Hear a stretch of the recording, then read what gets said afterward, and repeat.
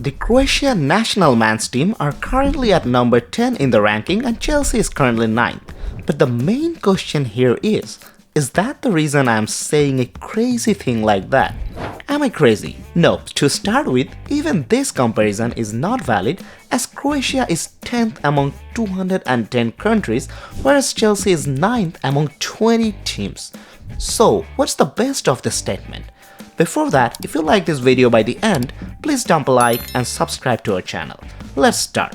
First of all, let's talk about Croatia. If we look back at their World Cup journey, they had a goalless draw with Morocco, 4-1 win over Canada, goalless draw with Belgium, then won against Japan and Brazil both in penalties, finally losing to the world champion Argentina by 3-0. Now look, are the opponents Morocco, Belgium, Japan, Brazil of same caliber? Hell no. But Croatia had basically drawn with all of them in open play. They have been the same with teams of highly varying difficulties, and I know these things aren't quite comparable as international teams often have a weirdly one-off tournaments, like Morocco had in 2022. But when the team is Croatia, you need to dig deep. Croatia had a perfect World Cup in 2018. Well, almost perfect as they have reached the final for the very first time. And they had a perfect start of the campaign too as they won all 3 matches in their group stage.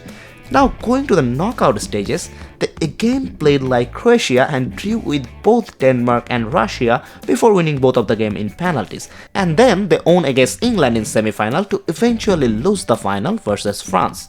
But now apart from the World Cup and big tournaments too, look at their other random matches. 1-1 draw with Portugal, 2-1 loss with Jordan, 2-1 win over Azerbaijan and 2-1 loss against England, 1-1 draw versus Wales, 0-0 versus Spain, 1-0 win over Armenia and 1-0 loss over Turkey.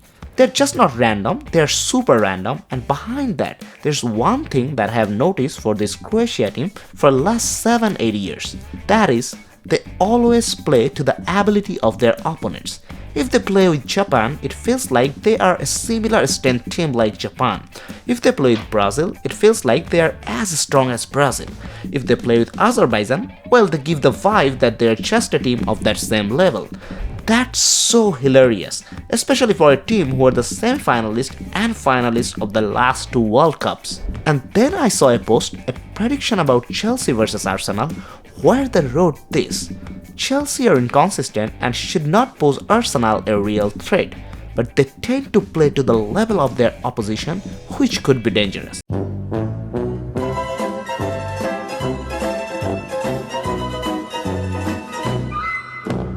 And I was like, dang, isn't that so effing true?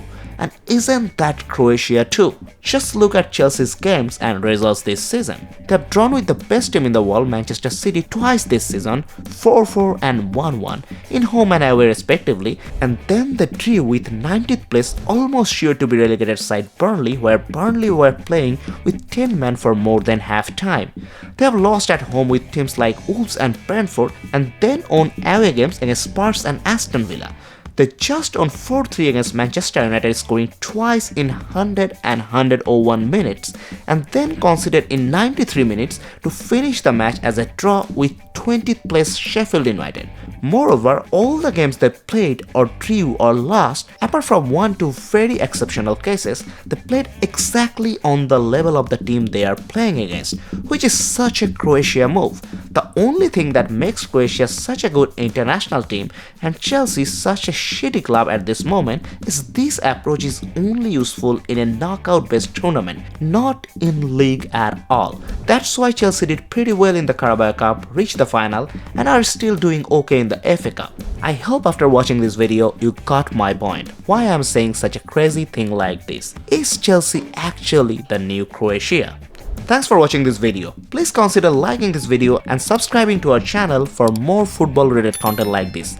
Until next time, ta-da.